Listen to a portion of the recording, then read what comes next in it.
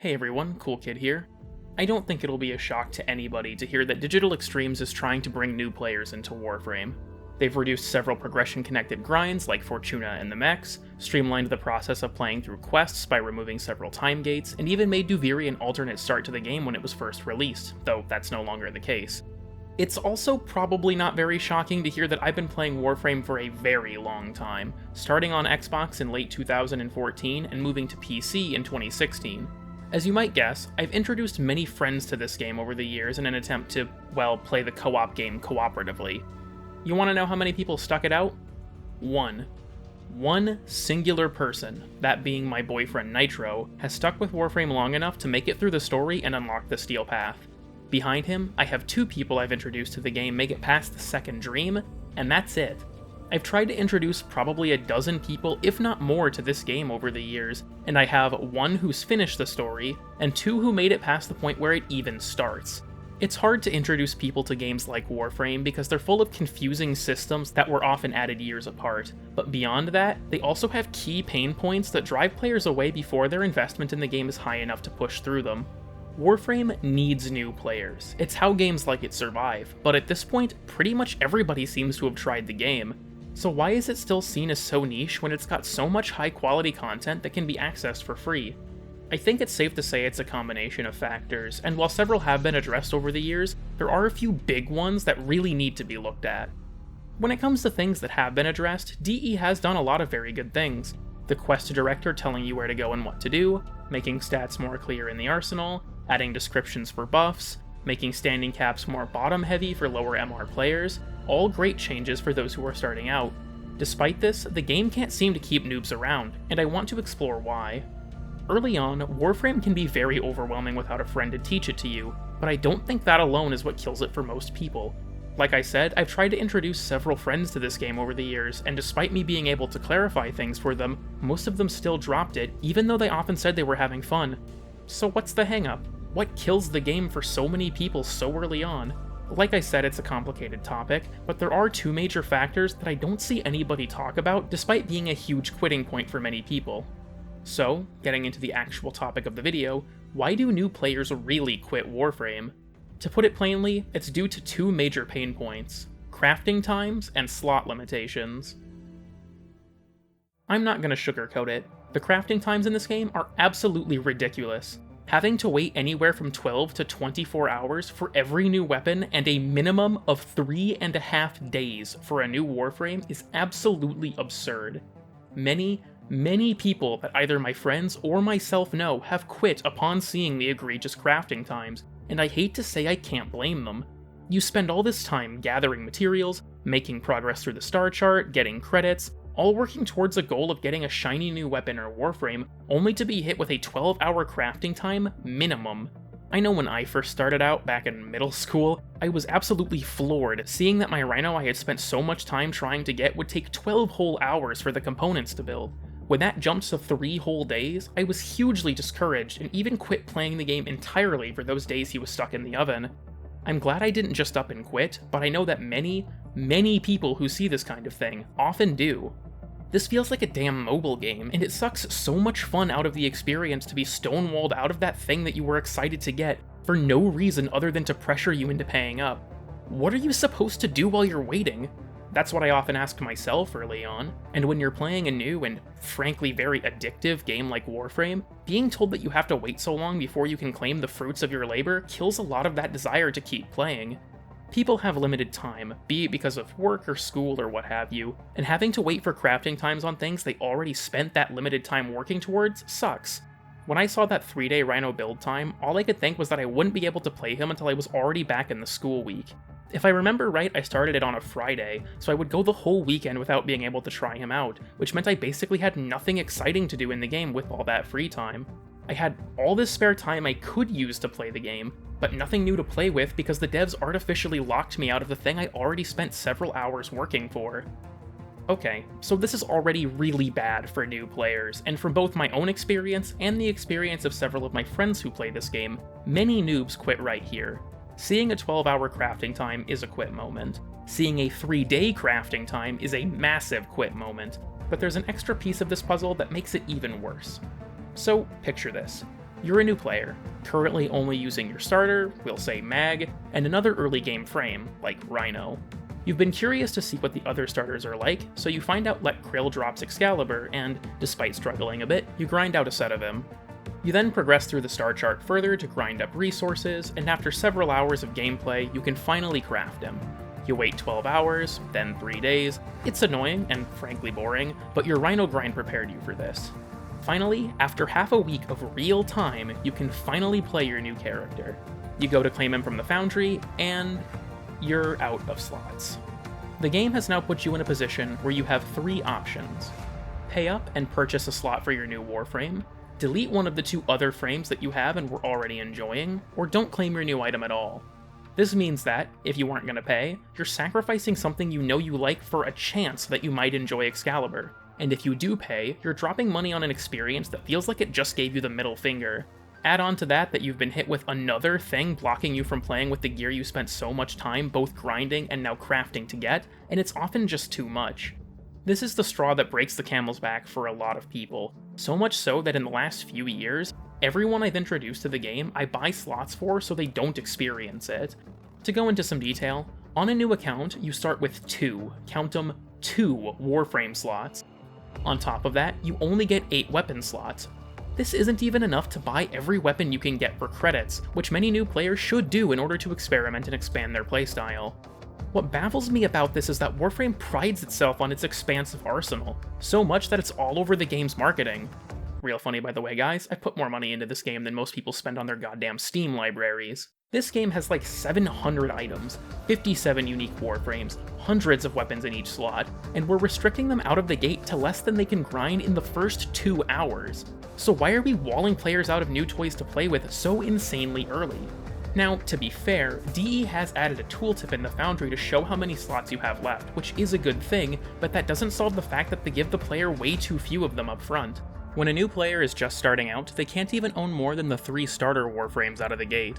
They either have to spend their limited starter platinum, which many new players won't know to do, they have to spend their own money, or they have to trade, though new players won't have any valuable items to sell for platinum this early in the game. Even worse, the game's main form of account progression relies on leveling new items, that system being Mastery rank. What you should be doing is not deleting anything until you max its level out, but new players won't know to do this. Because of that, if they get a new item that they don't have a good first impression with, they'll immediately delete it to make space for new items. This both trashes potential mastery rank and also makes them feel like all of the time they spent grinding out resources and waiting for that item to craft went to waste. The fundamental issue with all of these things is time investment.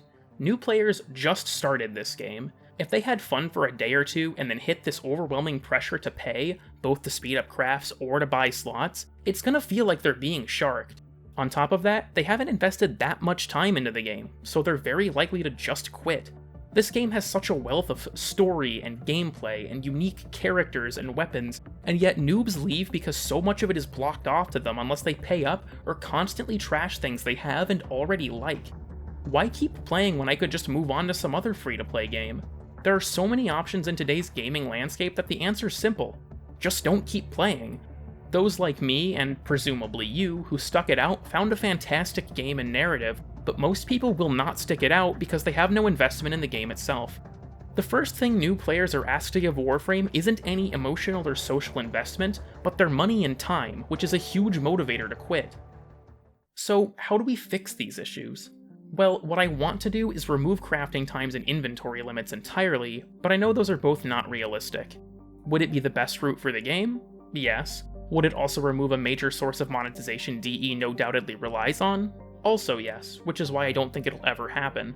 Despite that though, I think we can make some simple improvements to help player retention. So, regarding crafting times, lower them across the board massively. I mean like 1/10 of the time at least. My ideal solution would be either 1/12 of the time if I'm being generous, or 1/24 of the time if I actually get my way. No more multi-day crafts, no more day-long crafts, no more even 12-hour crafts. Get this stuff out of the game, please.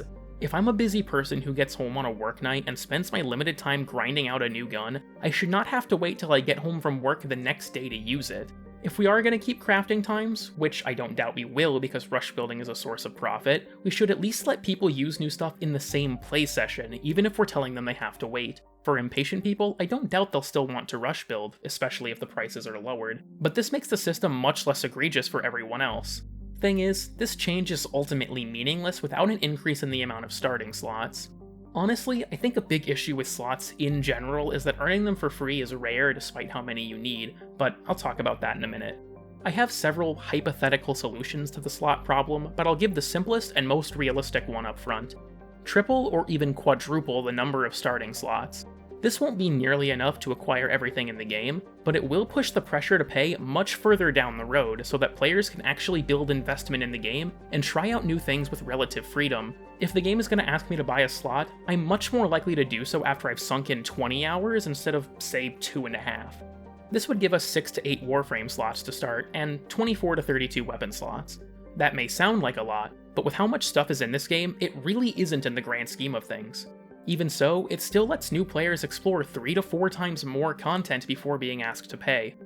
For reference, 8 Warframe slots is about 1/7 of the unique playable characters in this game, and 32 weapon slots is less than 1/10 of the game's total arsenal.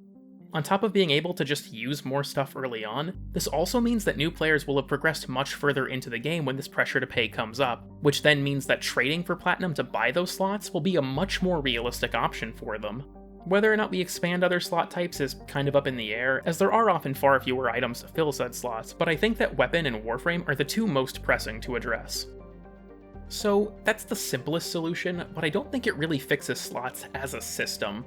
I understand they're important for monetization, and I also understand that letting people get infinite amounts of anything with no recourse could cause database issues, but I still think they're way too hard to get without some money being put into the game.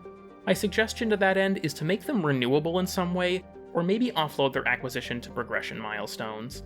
Maybe we could buy them in the Nightwave shop for a hefty amount of currency, maybe slots could be rewarded from junctions or mastery rank ups, maybe they could be rare invasion rewards. There are a lot of ways this could be done, but I still think that fundamentally they should be obtainable without platinum more often and more easily.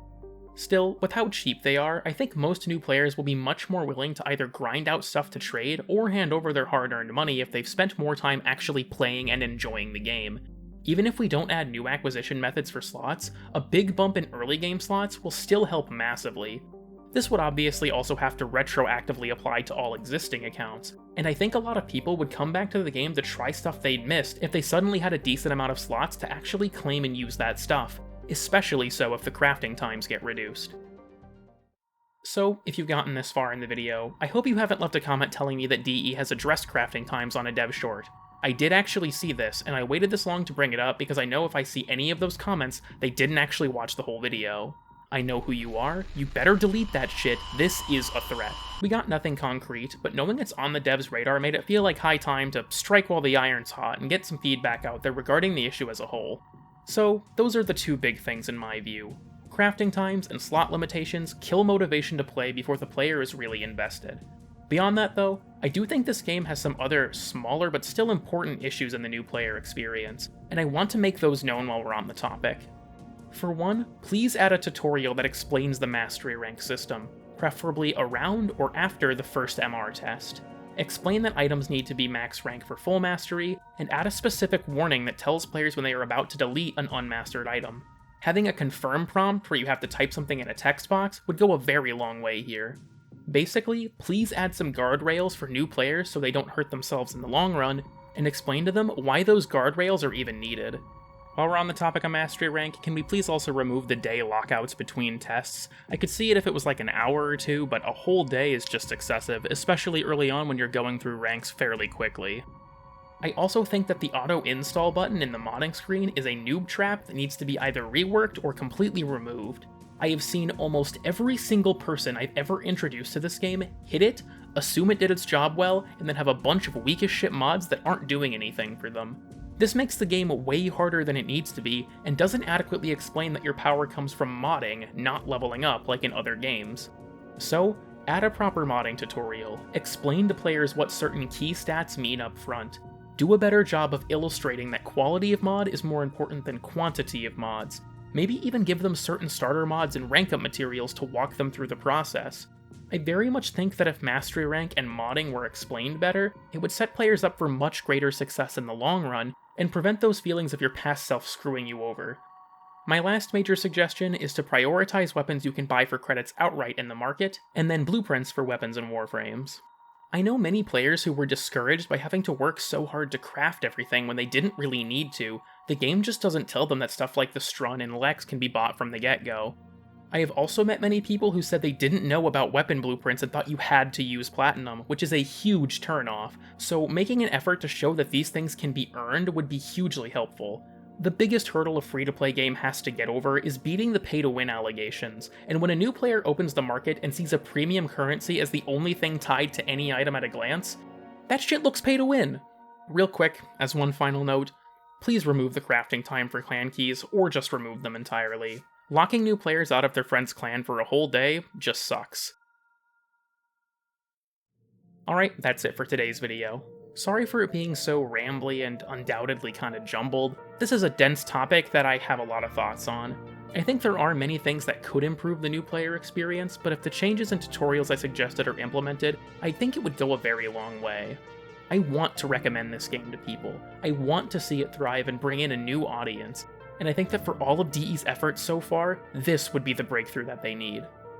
So, I want to ask you all now that you've heard my thoughts, what are yours? What parts of the new player experience do you think need changed? Did you have any friends that quit early because of the issues I outlined, or maybe even some other issues I hadn't considered? I'd love to know, and I hope that someone at DE stumbles across this video so they can take that feedback and turn it into something tangible. Unrealistic? Absolutely, but I know at the very least that they watch my videos to patch fun bugs. Beyond all that, like and sub and all that junk. Thank you so much for watching, and a huge thank you to all of my channel members for funding what you see here on YouTube.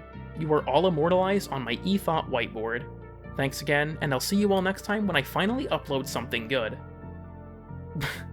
Like that'll ever happen.